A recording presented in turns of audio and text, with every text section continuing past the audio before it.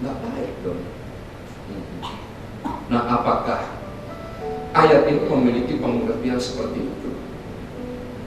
Nah, kalau kita kembali mundur sebentar aja, di dalam Kejadian pasal yang pertama, maka Tuhan berfirman, marilah kita menjadikan manusia itu menurut rupa dan gambar kita, gambar Tuhan. Sehingga manusia itu diciptakan oleh Tuhan, ya, sebagai makhluk yang memiliki image dan karakter seperti itu. Nah, saya cerita ya, keburu-buru kan? Habis ini ada acara apa lagi? Oh, resepsi itu berapa resepsi? Jam 1 ya, panjang. Setiap perkataan yang keluar dari mulut Tuhan itu jadi. Terang diciptakan hanya dengan perkataan. Jadilah terang dan terang itu jadi. Jadilah cakrawala dan cakrawala itu jadi. Jadilah matahari, bulan dan bintang, maka semua itu jadi. Hanya dengan perkataan yang keluar dari mulut Tuhan, maka semua dari yang tidak ada menjadi ada.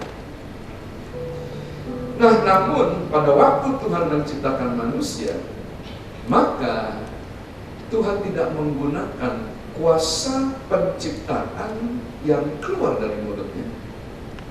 Tetapi Alkitab berkata, Tuhan tidak berkata-kata, tetapi tangannya mulai bekerja.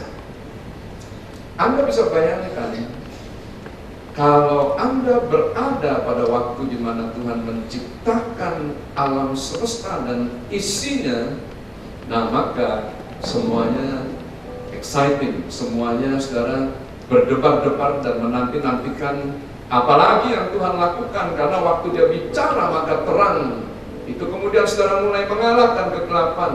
Waktu dia kemudian berbicara maka langit diciptakan, cakrawala surga diciptakan, matahari, bulan dan bintang jadi hanya dengan perkataan yang keluar dari mulut Tuhan.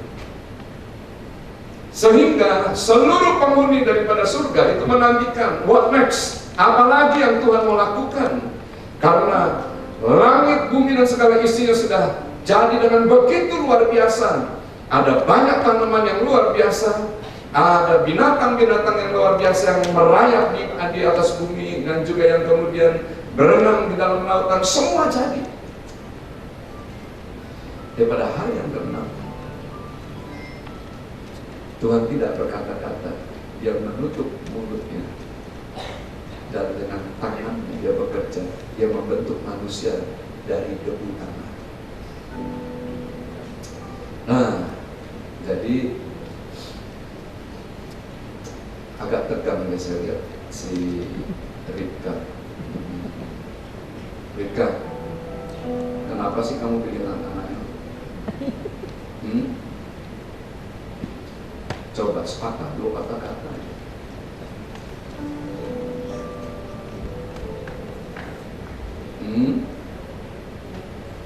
Apa?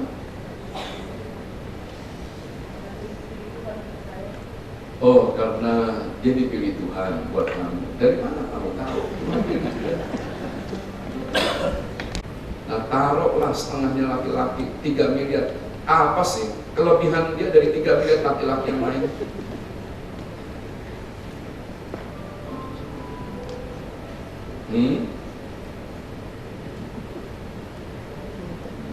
Tuh kan dia bingung kan.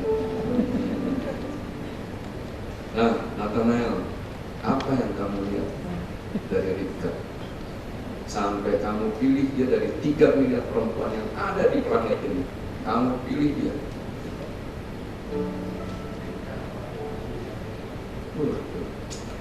Memang kalau lagi jatuh cinta ya, semua kata-kata mutiara keluar. Nanti kita berharap ya, kita berdoa ya, supaya kata-kata mutiara itu tetap ada sampai masa tua nanti.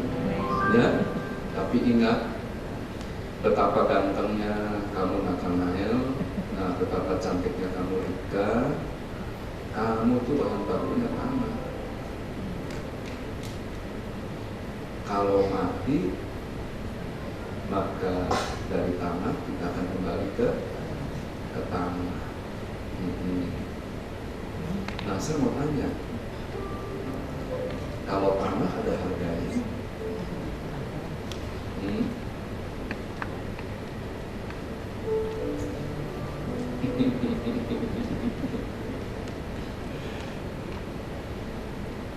kita mesti sadar bahwa siapapun Anda, ya, seberapa kayanya saudara, seberapa berkuasanya saudara, seberapa cantiknya saudara, seberapa gagah dan gantengnya kita, maka kita nggak lebih daripada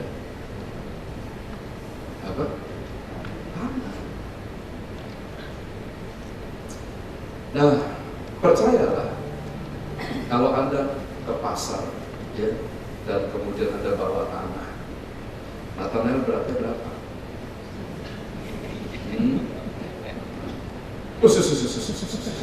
Kamu lebih berat dari saya, ya? Waduh, 82. Nah, kira-kira Pak Budi, kalau jual tanah 82 kilo itu berapa sih harganya? Hah? Nggak ada harganya. Nah, itulah harga kamu. Nah, kalau Rika, ya, RHS lah berat badannya, ya, kira-kira saja lah. Nah, kira-kira kalau dijual di pasar, ada harganya. Nah, itulah kita, itulah manusia. Jadi, saudara, kita mesti ngerti keadaan daripada kita. Nah, apa yang membuat kita itu berharga? Yang membuat kita berharga karena pada waktu Tuhan itu membentuk manusia, maka Tuhan menghembuskan nafas kehidupan.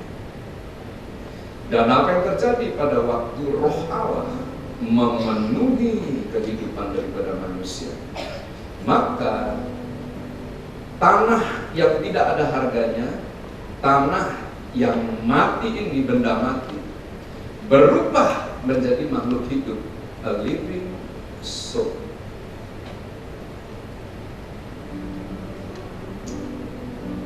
Kita ada, kita hidup, itu oleh karena ada nafas daripada Yang Maha Kuasa diam di dalam kita. Nah, gini, saya mau bicara sesuatu yang belum pernah saya bicara sebelumnya, ya. Kalau saya kan lihat dari sini, dari mimbar, ya, saya bisa lihat semua wajah saudara.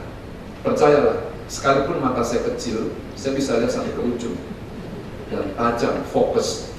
Nah, kenapa? Karena pada waktu buang katarak, Bu, saya pakai lensa yang monofokal. Yang monofokal itu saya bisa lihat jauh, tapi saya nggak bisa lihat dekat. Makanya kalau lihat dekat bisa kacamata. Tapi kalau lihat jauh, waduh, ya, percayalah, itu kalau saya lihat jauh, ya, itu luar biasa. Nah, ini saya seringkali, ya, lihat orang-orang Medan tuh banyak yang jaim. Tahu nggak jaim? Jaga image. Kalau di gereja gitu. Saudara, mau tepuk tangannya susah. Apalagi di gereja-gereja yang lain begitu, ya. Nah, saudara, seperti nggak ada kehidupan, sunyi, senyap, sepi, sendiri, kudus. Tak boleh, hati-hati. Tempat kudus, ya. Yang kudus tempatnya, bukan hidupnya. Nah, kata antusias di dalam bahasa Yunaninya diambil dari kata entheis. Nah, itu bahasa Yunaninya, ya.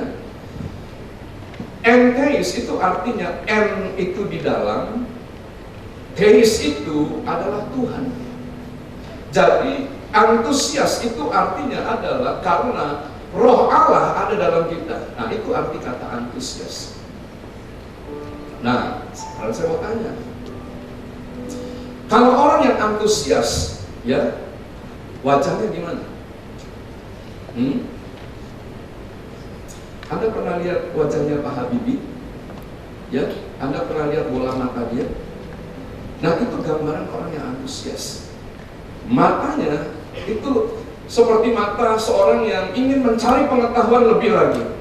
Dan kalau dia mendengar, dia antusias. Dan kemudian saudara, dia akan memberikan respon. Nah, tapi sayang kalau orang Sumatera Utara, Pak, jaimnya luar biasa. Satu waktu saya ketemu dengan Pak Dr. Pardede, mantan gubernur kita. Sekarang nggak boleh bilang mantan, gubernur periode tahun sekian ke sekian. Nah, saya bicara dari hati ke hati. Saya tanya, Pak Rudolf, kenapa Bapak kalau difoto selalu gitu? Kemudian dia jawab, berwibawa. Saya jawab lagi, bukan berwibawa Pak Gubernur, kalau begini satpam. Wah, Ibu Vera ketawa waktu itu. Nah, saya kemudian sampaikan, kalau Bapak ini adalah Bapak dari Sumatera Utara, nah, figur Bapak kita rubah. Jangan seperti satpam, senyum sedikit lah. Kalau senyum kan manis, kan? Setuju nggak? Saya percaya kalau Anda banyak senyum, muka Anda nggak kotak-kotak. Nah, maka orang Sumatera Utara mukanya kotak-kotak karena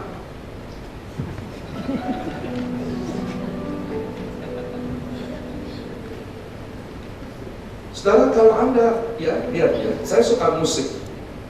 Saya suka musik kan. Nah, musik itu adalah ungkapan daripada emosi. Kita meluapkan perasaan kita, apa yang di dalam hati kita tuh melalui musik. Nah, perhatikan lagu-lagu orang Sumatera Utara. Terlebih-lebih lagi kalau udah nyanyi lagu tentang ibunya. Mukanya kotak. Saya percaya kalau Roh Allah tinggal di dalam Anda, Anda akan antusias. Kalau Anda senang, nah, maka Anda bereaksi sebagaimana mestinya. Kalau Anda kemudian sekarang sedih, maka Anda akan bereaksi. Orang yang berhasil itu adalah orang yang memiliki kehidupan yang antusias. Nah, ya habis-habis ya. Pertanyaannya, nah, mengapa sih Tuhan memperkenalkan lembaga pernikahan ini? Kita buka, lebih sulit. Mayahi pasal 2. Oh, jago. Jago. Mayahi 2 ayat 15. Cari Mayahi nggak gampang. Mayahi pasal yang kedua, maka kita berkata begini, bukan Allah yang esa menjadikan mereka daging dan roh, dan apakah yang dikehendaki kesatuan itu? Keturunan ilahi. Jadi jagalah dirimu dan janganlah orang tidak setia terhadap istri mudanya. Oh enggak, salah. Jadi janganlah orang tidak setia terhadap istri muda. Oh enggak, istri masa muda. Nah, gini bapak-bapak, ibu-ibu, istri muda sama istri masa muda itu beda. Saya agak bingung ini dengan keputusan daripada Pak Ahok yang sekarang nggak mau disebut Ahok lagi, tapi mau disebut Basuki Cahayapurnama. Nah, dimana dia posting sekarang perjalanan honeymoonnya kemana-mana. Yang kita nggak pernah lihat perjalanan honeymoon dengan istri muda, jadi istri masa mudanya kita nggak pernah lihat, tapi dengan istri mudanya kita lihat. Nah, sekarang saya mau tanya, jujur ya, senang dengan istri masa muda atau dengan istri muda? Ayo bapak-bapak, jawab dalam hati, jujur.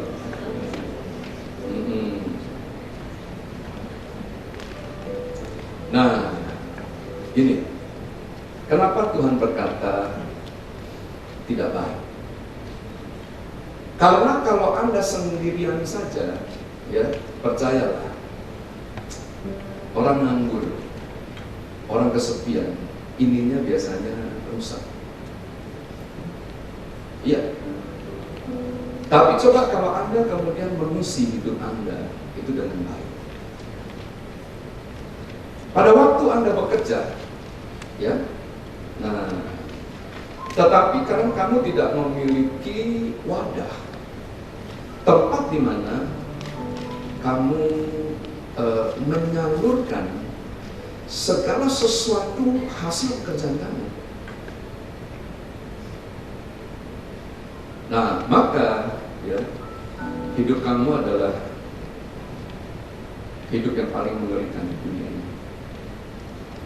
Karena kamu gak punya tempat untuk bisa menyalurkan segala sesuatu yang telah kamu hasilkan.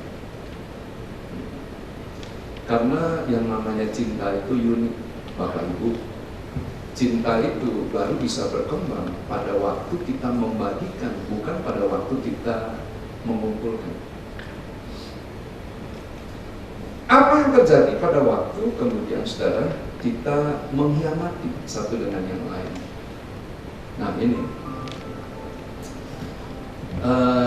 kira-kira 3 tahun yang lalu saya pernah diminta oleh Polda Sumut. Nah ini untuk berbicara tentang kekerasan yang ada di masyarakat. Saudara, pada waktu saya diberikan kesempatan, maka saya bicara. Hal yang pertama, kita buka ayat 16 dari Maliaki pasal 2. Kalau tadi ayat 15, maka di dalam ayat 16 firman Tuhan, aku membenci perceraian, kata Tuhan. Juga orang yang menutupi pakaiannya dengan kekerasan, firman Tuhan semesta alam, maka jagalah dirimu dan janganlah apa? Nah, Nathanael katakan kepada Ribka, jangan berkhianat. Nah, Ribka sampaikan kepada Nathanael, jangan berkhianat. Nah, apa yang terjadi pada waktu seorang laki-laki berkhianat kepada seorang wanita dan sebaliknya seorang wanita berkhianat kepada seorang laki-laki, maka gambar dan rupa Tuhan yang ada dalam saudara berubah menjadi wajah kekerasan, keras.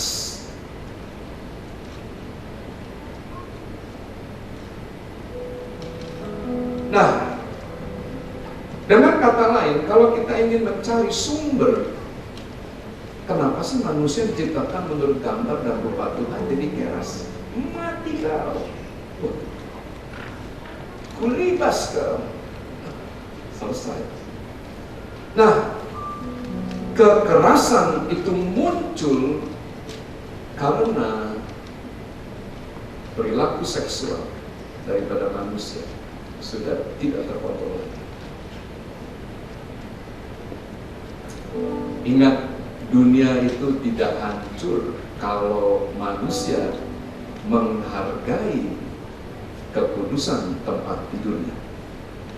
Kejadian pasal yang ke-6, air bah yang pertama itu terjadi oleh karena manusia mengambil siapa saja yang disukai oleh hatinya. Dan pada hari-hari terakhir Matius pasal 24 juga mencatat orang akan makan, minum, kawin dan mengawinkan, dan dunia ini akan hancur. Kenapa? Karena manusia diciptakan dari tanah. Kalau kita kemudian saudara menghancurkan tubuh kita, tanah ini akan bereaksi. Nah, nangkap sesuatu, ya. Nah, saya lanjut. Kenapa sih pada hari-hari terakhir iblis nggak pakai yang lain? Iblis akan pakai begini, ya. Ada banyak wanita cantik, ada banyak pria ganteng. Nah, kenapa kamu tidak menikmati hidup kamu? Istilahnya begini, masa makan tiap hari mau makan sayur asam sama ikan asin aja. Sekali-kali dong makan steak begitu, makan yang lain. Saudara mohon maaf, pernikahan itu adalah komitmen. Pernikahan bukan makan siang, pernikahan bukan makan pagi, dan bukan makan malam. Pernikahan itu adalah covenant, perjanjian yang kita ikrarkan. Bisa katakan amin? Bisa katakan amin? Ya, tuh lebih tegang lagi kan? Nah, kenapa kok iblis pakai itu? Ya, pada hari-hari terakhir orang akan kawin dan mengawinkan. Ya, kemarin saya baru ketemu sama Grace Natali. Grace mulai kemudian membuat statement anti poligami. Nah, apa yang terjadi? Yang pihak seberang sana nggak bisa terima. Karena yang seberang sana senang poligami. Kalau ibadah monoteisme, kalau kawin poligami. Nah, kan lihat ada, ya. Nah, Bapak Ibu yang dikasih oleh Tuhan, apa yang terjadi? Mari kita lihat yang lanjut ini kalau habis-habis ya. Yehezkiel 7 ayat 11. Yehezkiel 7 ayat 11, demikian firman Tuhan, kekerasan bersih maharajalela yang menjadi penopang segala kejahatan. Kita berdoa supaya rumah tangga kita tidak penuh dengan kekerasan, tapi kita berdoa rumah tangga kita penuh dengan damai sejahtera, dengan kasih ilahi. Yang mau katakan amin, yang mau berikan tepuk tangan yang meriah. Semua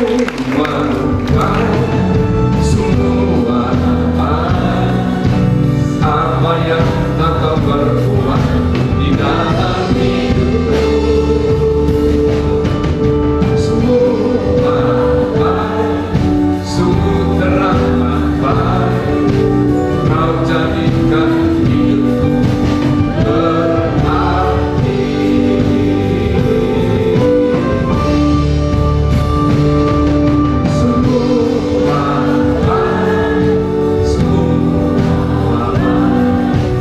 Apa yang engkau berbuat di dalam hidupku, semua baik, sungguh teramat baik. Kau jadikan hidupku berarti. Kau jadikan hidupku berarti. Kau jadikan hidupku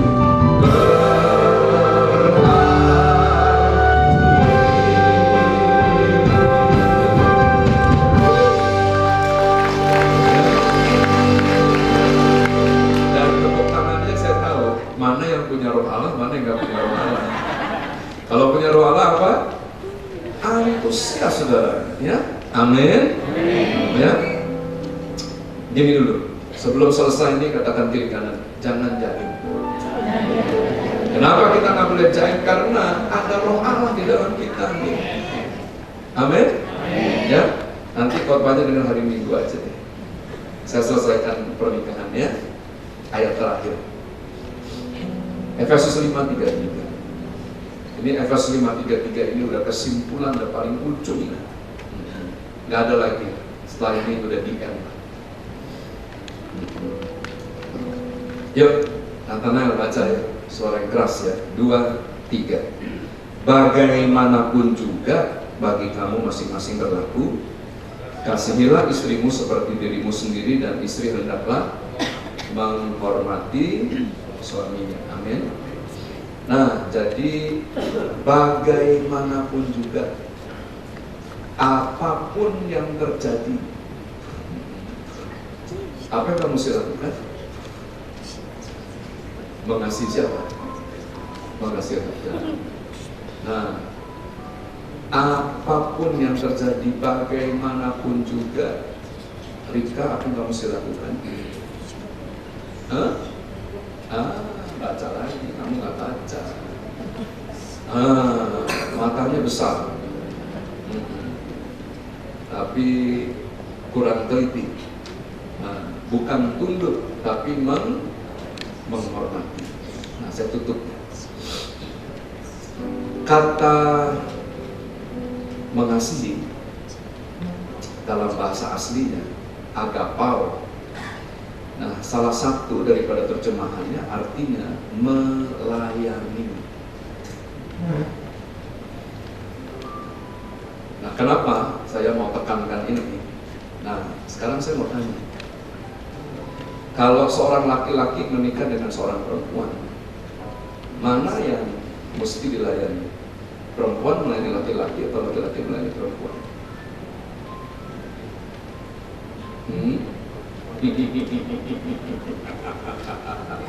Semua orang Sumatera Utara itu pemimpin, kepala. Mana ada yang mau jadi ekor? Ya, inilah hebatnya orang Sumatera Utara. Nah, tapi firman Tuhan ajarkan bapak-bapak, bagaimanapun juga, mau istri Anda nggak bisa masak kayak Ibu Vero katanya,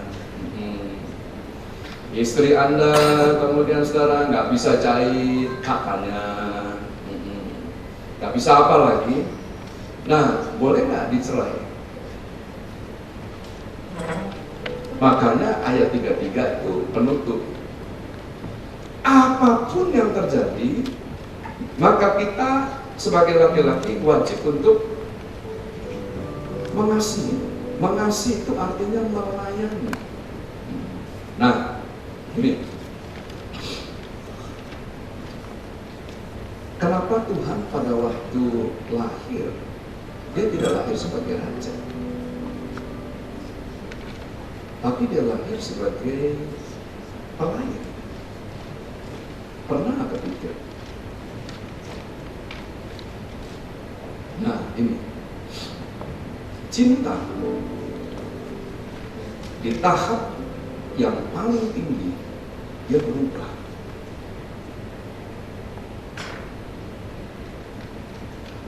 Orang yang dipenuhi dengan api cinta, maka dia rela berkorban. Dia tidak minta dilayani, tapi dia akan melayani. Kenapa Tuhan lakukan itu? Yohanes 3:16 mencatat, karena begitu besar kasih Allah. Percayalah, kenapa kamu bisa besar hari ini?